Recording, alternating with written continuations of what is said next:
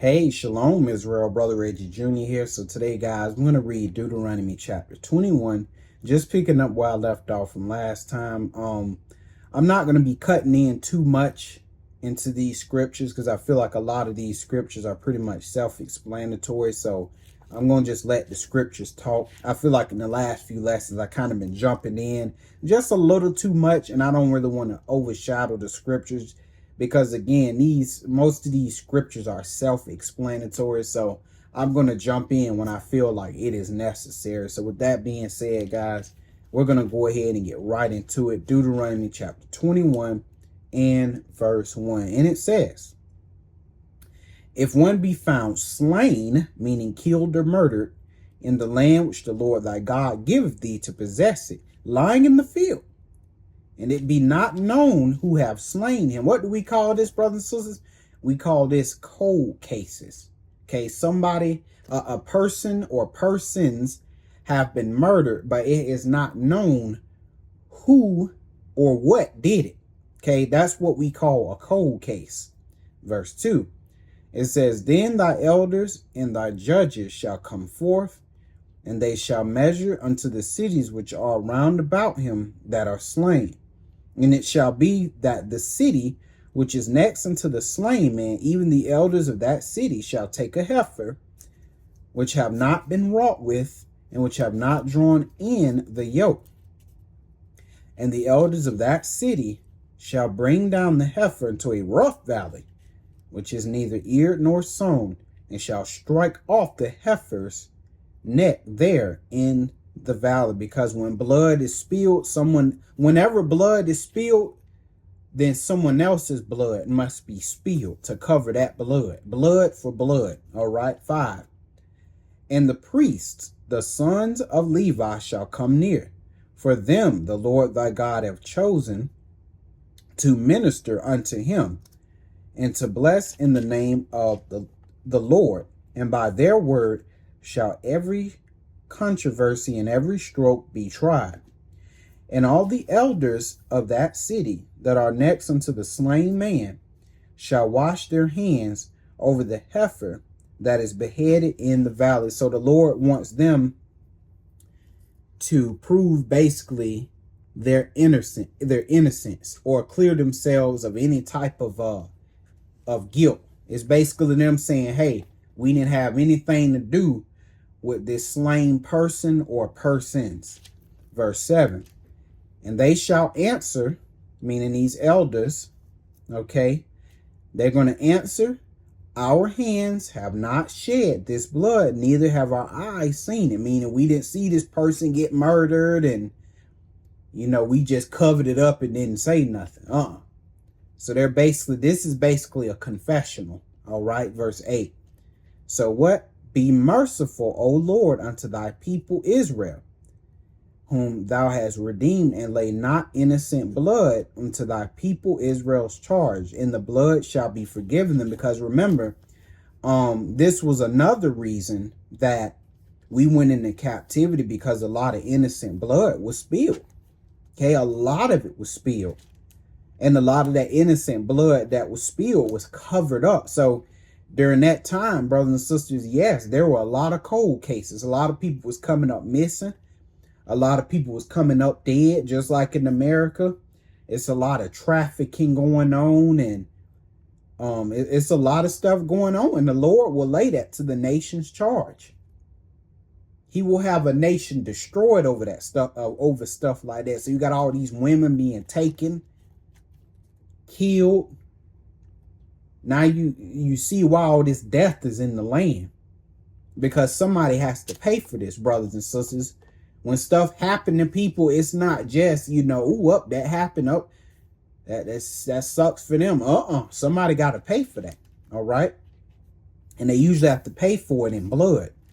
Verse 9, it says, so shalt thou put away the guilt of innocent blood from among you, when thou shalt do that which is right in the sight of the Lord. And brothers and sisters, that's what this whole Bible is about. Doing that which is right in the sight of the Lord. Verse 10, when thou goest forth to war against thine enemies. Wait a minute, your enemies? Well, there are teachers that say we don't have any enemies. It's all in your mind. The only enemy you got is that man in the mirror, which is true to some extent. We are our own worst enemies at times. I agree with that. But brothers and sisters, make no mistake, you have physical enemies. You have nations and groups of people actively working against you. These are the enemies that the Lord is talking about. Okay. So he says, when you go as forth to war against your enemies, and the Lord thy God have delivered them into thine hands, and thou hast taken them captive, and seest among the captives a beautiful woman. So now we're dealing with the spoils of war. Okay, so you seest among the captives a beautiful woman, and has a desire unto her, that thou wouldest have her to thy wife. Then thou shalt bring her to thine house, and she shall shave her head and pare her nails. And that's another thing too, brothers and sisters. That's why it's not wise, especially for you men of Israel, to be in these interracial marriages, because you're essentially saying that you've conquered this woman's men. Okay, so when you're getting with these heathen women, you're basically sending a signal like, yeah, we conquered they men. I know we don't see it like that, because Babylon has told us that love is love. It don't matter what anybody think. You just can't help it. You just can't control it. No. When you date a heathen, you're basically saying you've conquered their men. You're basically saying, I got the spoils of war. So you're challenging these other men. But that's a whole nother discussion, brothers and sisters, and I don't want to get into that. All right. Let's keep reading verse 12. It says, then thou shalt bring her home to thine house, and she shall shave her head and pare her nails. And she shall put the raiment of her captivity from off of her, and shall remain in thine house, and bewail her father and her mother a full month. And after that thou shalt go in unto her, and be her wife, and she shall be thy wife. And I was just going to say this real quick too, as far as going back to that whole spoils of war, this interracial stuff, right? Because remember, I told you, when you get with these heathen women, you're basically saying you've conquered these men. And you got a lot of these brothers, they like to bring up Moses. Well, what about Moses? See, Moses, he had an Egyptian woman. Yeah, but they conquered the Egyptians. Do you understand what I'm saying? They conquered those Egyptians. Whole army destroyed, whole land destroyed. They completely, utterly annihilated and conquered them Egyptians. Okay? So Moses being with this Egyptian woman was not a threat. But you, in the land of your captivity, okay, marrying your oppressors, marrying these heathen, you're basically saying, through that union, you're basically saying that I have conquered this woman's man. I got the spoils of war. But again, these are things we don't think about, this type of stuff. And that's why we catching so much hell. Because we are very emotional and surface level thinkers. That's Israel. All we care about is pleasure.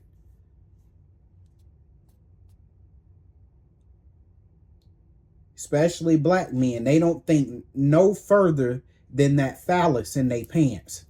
They don't think no further than that. Everything is surface level, and that's why we're being destroyed, brothers and sisters. We're not spiritual minded. We don't think deep. We got to think, brothers and sisters, all right? But again, that's a whole nother lesson. But let's go ahead and get into it. 13. And she shall put the raiment of her captivity from off her, and shall remain in thine house, and bewail her father and her mother a full month. And after that thou shalt go in unto her, and be her husband, and she shall be thy wife. And it shall be, if thou have no delight in her, then thou shalt let her go whither she will. But thou shalt not sell her at all for money, Thou shalt not make merchandise of her. Why? Because thou hast humbled her. 15. If a man have two wives, okay, so now we dealing with a man that has two wives, okay, so we dealing with a law that's concerning a man that has two wives. So whether or not you brothers and sisters want to hear this, a man could have more than one wife. Now, was it common? No, this was not a common thing for men to have more than one wife. Okay, usually men at this time that had more than one wife, they were very rich and they were very wealthy men. These black men today are broke, okay? Not all of them. A lot of black men have money. Make no mistake about that. Even some of the ones that wear the same shirt every day, you be thinking, oh, they ain't got no money. No, them dudes got bread. But most Israel, they broke. They ain't got no money, okay? As a whole, we are impoverished and a destitute people. Okay, but at this time, we're more than likely dealing with men of status, men that had bread, okay? It says, if a man have two wives, one beloved and another hated, okay? An example of this is Rachel and Leah, okay? Jacob loved Rachel. He did not like Leah. He loved Rachel. But the funny thing about that anyway, you know I got to say this. Jacob loved Rachel, but God loved Leah. And see, brothers and sisters, most of you brothers, I've learned just through observation and some of the stories that I've heard. Oftentimes, the women that you're chasing after, the women that you desire, these are not the women that God got for you.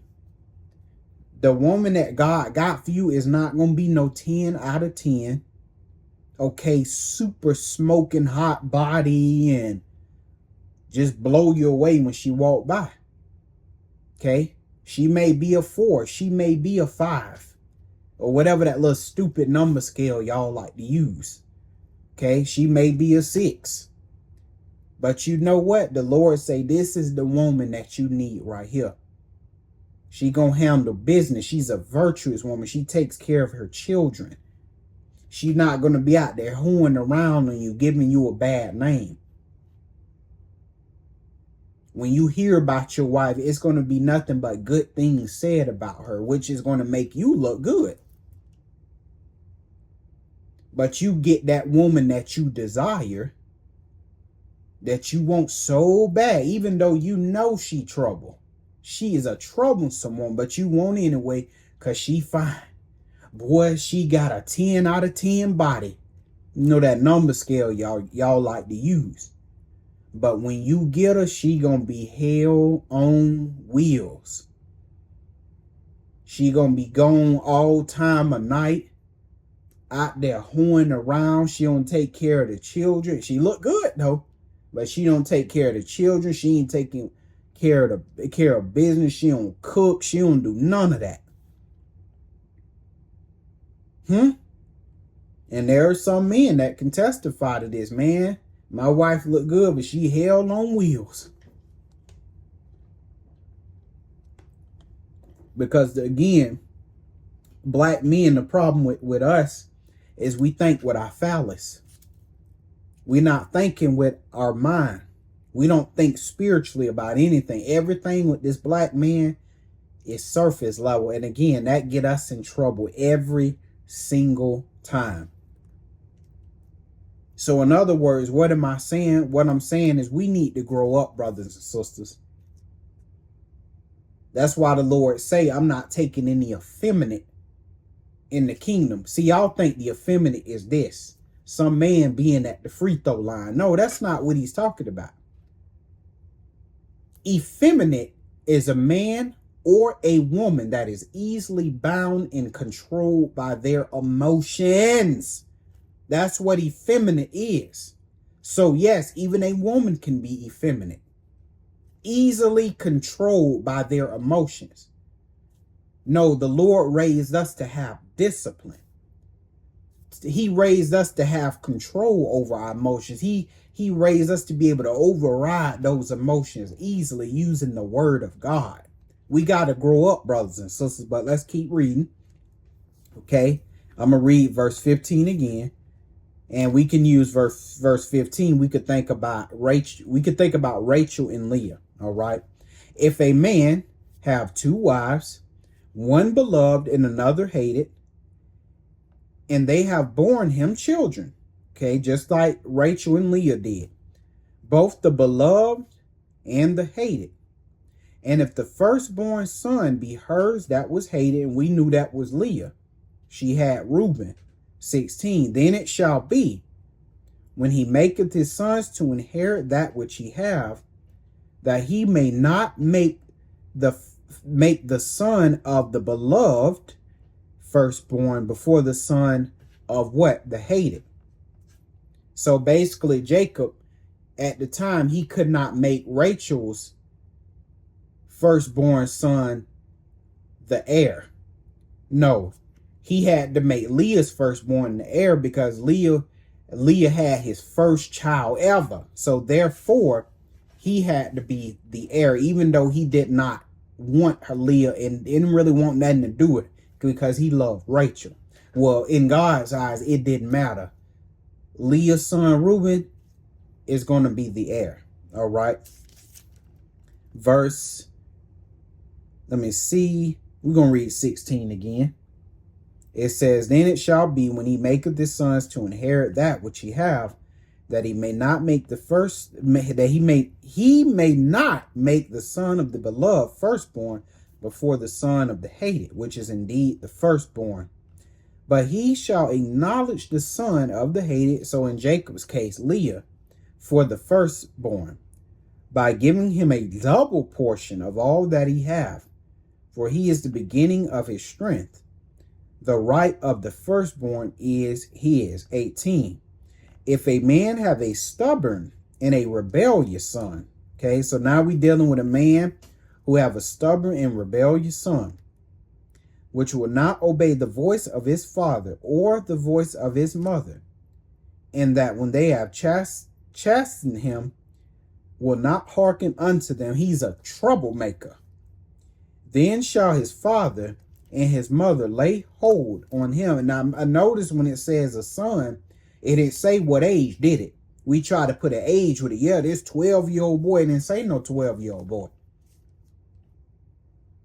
This boy could have been 35, but he's a troublemaker. He go all around the city making trouble. Well, guess what the Lord say? He say, then his father and his mother gonna lay hold on him and bring him out unto the elders of his city and unto the gate of his place. And they shall say unto the elders of his city, you know, you got that neighborhood bully, this man that go around and terrorize the whole neighborhood, where his father, his mother would grab him and take him to the elders of his city. And they gonna say, this is our son. This our son is stubborn and rebellious. He will not obey our voice. He is a glutton and a drunkard. Okay, last I heard, little children, 15, 14, they're not gluttons and drunkards. They too young. But men that's 30, 30s, 40s, 50s, they could be glutton and drunkards. We talking about older men. That's all I'm saying. Okay, 21. Say all the men of his city, okay, shall stone him with stones that he die. And see, this is how the Lord put foolishness away. This is why you see these Israelite men and women, they go around and they just troublemakers. But see, under Moses here, brothers and sisters, that stuff was no joke. You mess around and get put to death. You know why? Because the Lord was trying to rid the land of chaos, rid the land of any type of troublemaking, because he didn't even want, because the whole point is, I don't even want evil thoughts entering into Israel's mind, because before someone goes and before someone becomes a troublemaker, guess what? They become a troublemaker in their mind first, because remember, the mind leads the body, so it's conceived here. So what he's doing is trying to get all of these wicked thoughts purged out of Israel's mind. Because if I do all of this foolishness, I might get put to death. So guess what? You're not even going to conceive foolishness in your mind because you know you can get put to death for it. All right. And it says, so all the men, they're going to stone him with stones that he die. So shall thou put, see, this is the point of it. So shall thou put evil away from among you, and all Israel shall hear and fear. They're going to see what happened to this young man, or this man, period. And it's going to shake Israel to the core, and they're going to say, look, we're not going to do what he did because we don't want none of what he got. Okay, that was the whole purpose of that. And that's the problem with these Israelites today. No one's chastising them.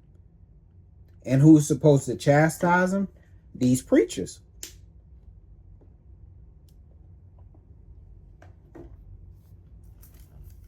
These preachers in these churches are supposed to be chastising these men and women and telling them, hey, y'all can't go around doing all of this evil, or the Lord is going to get you, man. But see, these teachers, they're not teaching these brothers and sisters nothing. So these men and women of Israel, they going all around everywhere causing chaos, being hell raisers. That's why the Lord says, show my people, show Israel their sins. All right. But again, that's another lesson. Let's keep going. 22. And if a man have committed a sin worthy of death, and he be put to death, and thou hang him on a tree, his body shall not remain all night upon the tree, but thou shalt in any wise bury him that day. Okay. For he that is hanged is accursed of God, that thy land be not defiled, which the Lord thy God giveth thee for an inheritance. And that's why they took Jesus off the cross. They didn't let him hang all night because they understood it would have defiled the land. And at that time, unleavened bread passed, so that stuff was at hand. Okay. Now, we are finished with that. And so now we're going to go on to the next chapter, Deuteronomy chapter 22. And it says, thou shalt not see thy brother's ox or his sheep go astray, and hide thyself from them. Thou shalt in any case bring them again unto thy brother. So, having just read that first verse, did the Lord put a condition on that? Did he say whether or not if you love your brother, or if you can't stand your brother, or if your brother, or more so, if your brother did this to you? He didn't give no condition. The Lord is telling you basically, hey, do the right thing. You see something happen to your brother's property, hey, return your brother's property to him. It don't matter if y'all got some art or he did something to you. No, it's the right thing to do. Look out for your brother. That's all he's saying with this. Because our people will take verse 1 and make a doctrine out of it. They'll run with it. No, all the Lord simply is saying here is look out for your brothers and your sisters. That's all he's saying. 2. And if thy brother be not nigh unto thee. In other words, what I'm saying here is the Lord is basically giving you some scenarios of what it looks like to love your brothers and your sisters. Okay, what it looks like to do right by him. You're not supposed to stick with this exact scenario. For me to look out for my brothers and sisters, it has to be this exact scenario. No. He's just telling you, do right by your brothers and sisters. Okay, verse 2. And if thy brother be not nigh unto thee, or if thou know him not, then thou shalt bring it unto thine house. And it shall be with thee until thine brother seek after it. And thou shalt restore it to him again. In verse 3, in like manner shalt thou do with his ass, and so shalt thou do with his raiment, and with all lost things of thy brothers, which ye have lost, and thou hast found, shalt thou do likewise. Thou mayest not hide thyself. Okay. So don't hide yourself to what? To do the right thing. When you have an opportunity to do the right thing by your brothers and sisters, you're supposed to do the right thing. Plain and simple. Verse 4.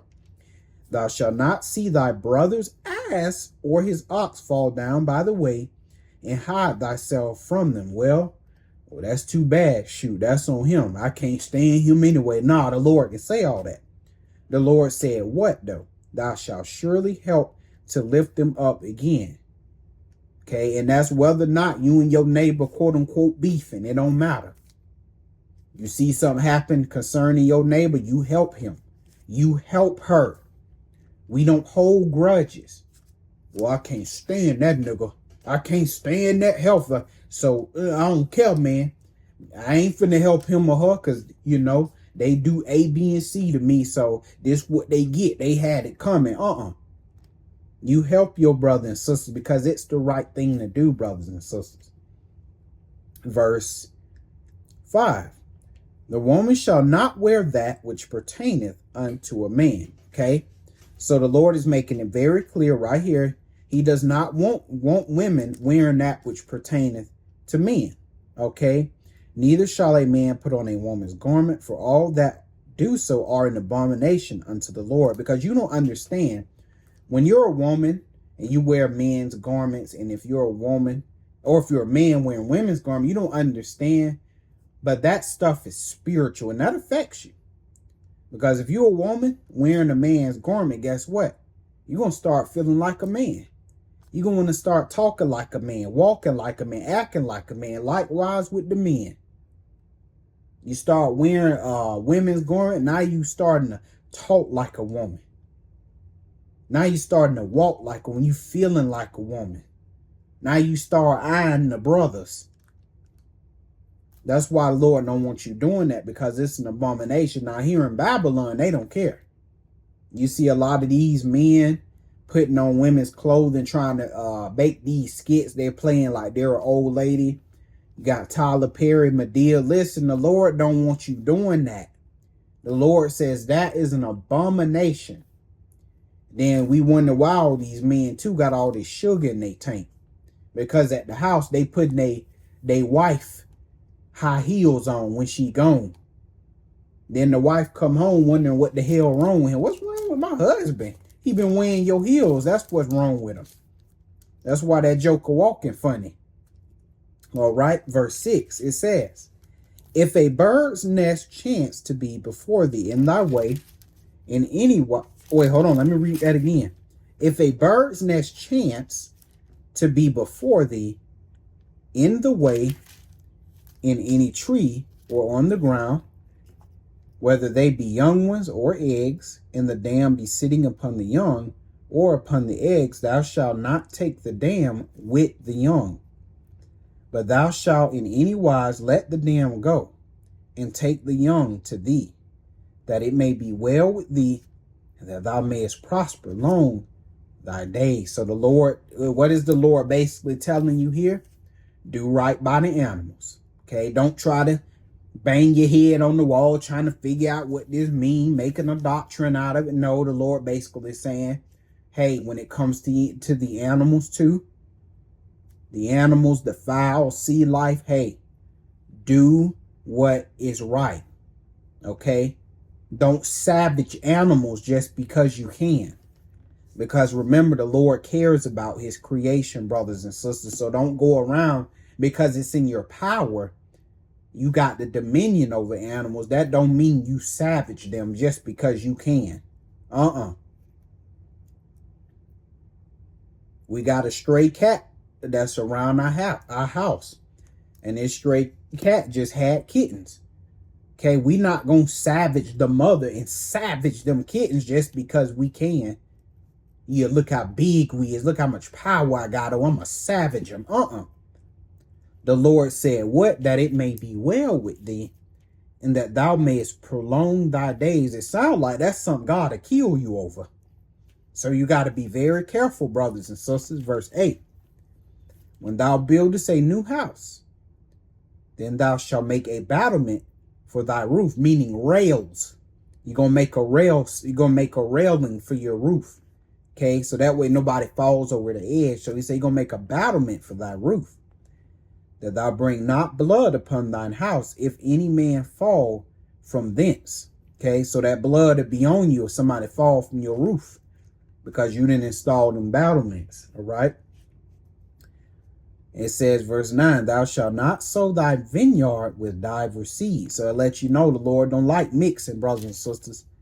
If he don't like it with seeds, you know he don't like it with people. Lest the fruit of thy seed which thou hast sown and the fruit of thy vineyard be what? Defiled. Okay? So if this can happen with a vineyard, do you not think this can't happen with people? You don't think people can become defiled if they start mixing? No, brothers and sisters, they can become defiled. Verse 10, thou shalt not plow with an ox or with an ass. Thou shalt not plow with an ox and an ass together.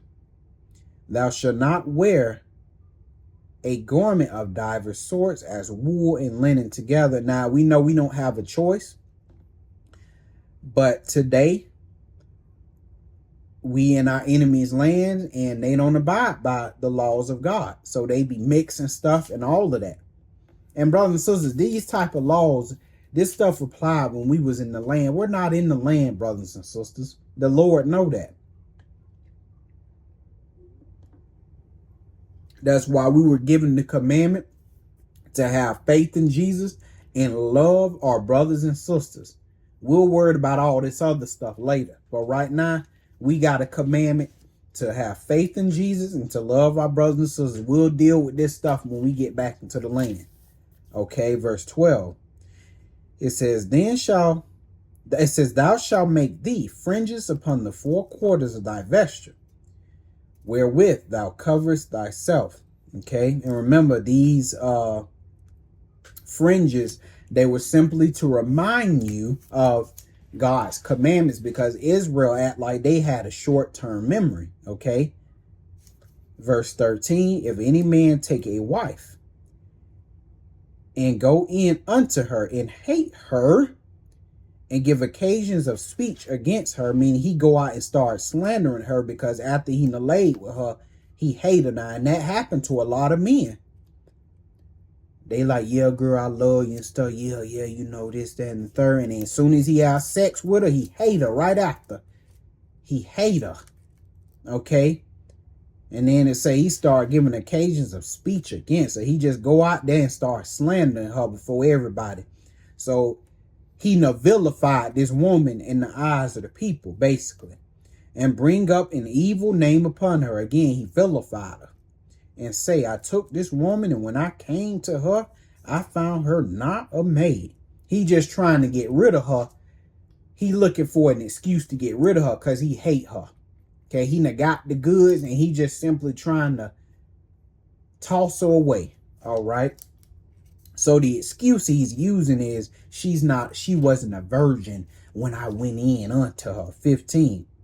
Then shall the father of the damsel and her mother take and bring forth the tokens of the damsel's virginity, okay, unto the elders of the city in the gate. So basically the proof.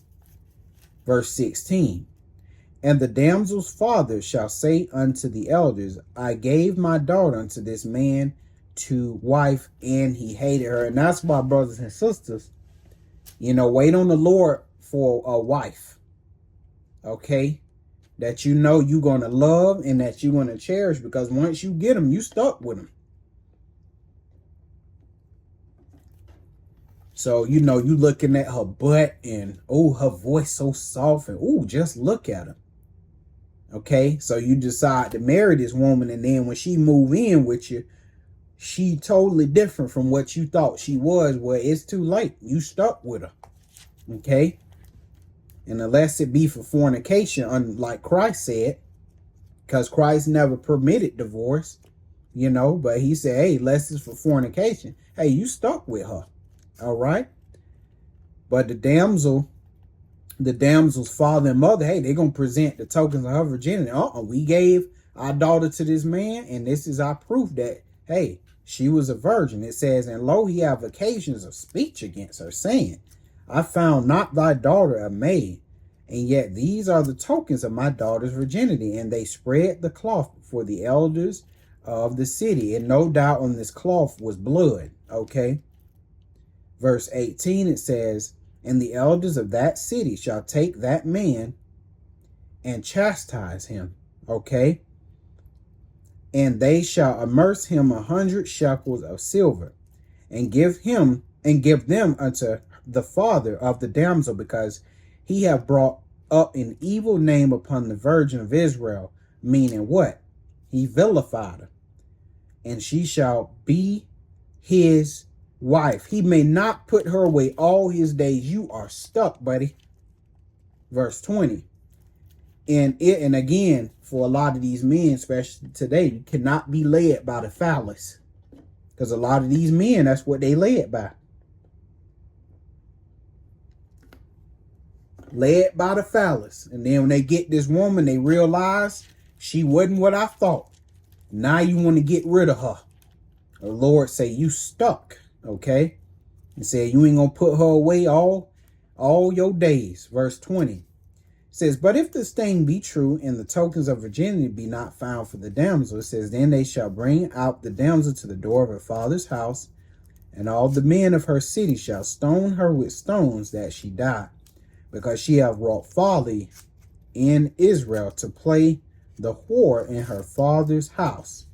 So shall thou put evil away from among you. So we see under Moses, a lot of women today would be put to death. A lot of them. Because a lot of women today, you hate to say it, but a lot of them are whores. A lot of them are, okay? But right now, brothers and sisters, we under grace. Jesus is giving the women of Israel a chance to get this thing right. I don't care if you was a hoe. I don't care about none of that. Repent, okay? That's what John's baptism was about. It was about repentance. It was about a confessional. He didn't just dip you in water. John's baptism was a ritual of confession and repentance. You had to confess what you did at that baptism. Not just, oh, hey, John, I'm here to be laid in the water. Oh, then they bring you back up. You had to confess. That's what John's baptism was, all right? Getting you prepared for the words of Jesus, okay? But again, that's another lesson, all right? Now, where was I? Verse 22, it says, if a man be found lying with a woman, married to an husband, and we see this a lot in Babylon, then they shall both of them die, both the man that lay with the woman and the woman. So shalt thou put away evil from Israel. So adultery, brothers and sisters, that was punishable by death. Now, see, here in Babylon, this stuff isn't enforced. So that's why men and women don't mind, committing adultery, because it's not punished here. And they know, if my husband or wife, they catch me with some other man or some other woman, ain't nothing gonna happen. And if they try something, we gonna call the police, But the Lord say, that man and the woman, they were supposed to be put to death. Okay, and what?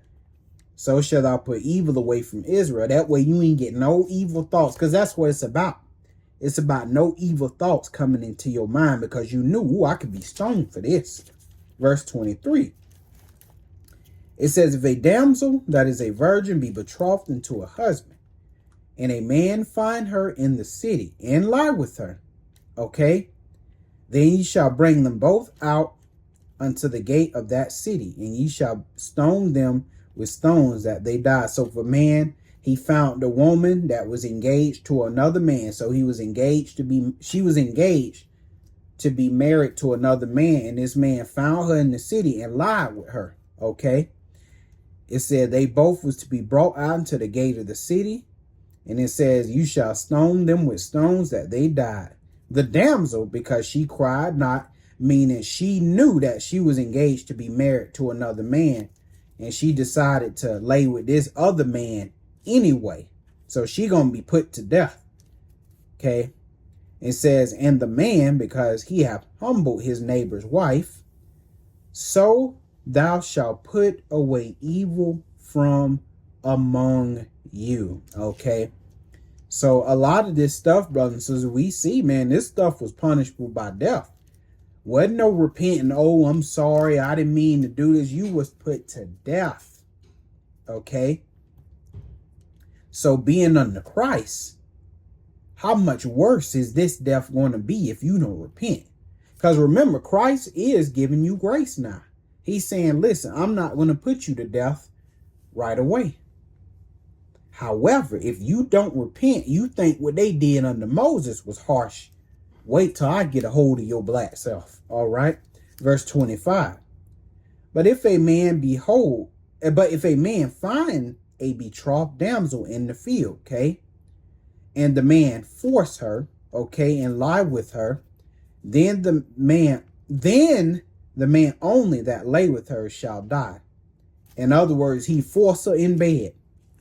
Verse 26, it says, but unto the damsel thou shalt do nothing. There is in the damsel no sin worthy of death. For as when a man riseth against his neighbor and slayeth him, even so is this matter. So when you force a woman to have sexual relations with you, the Lord sees that as being on the same level as murder. Okay, so you get put to death, basically. All right, 27. For he found her in the field, and the betrothed damsel cried, and there was none to save her. Okay, so he forced this woman. 28.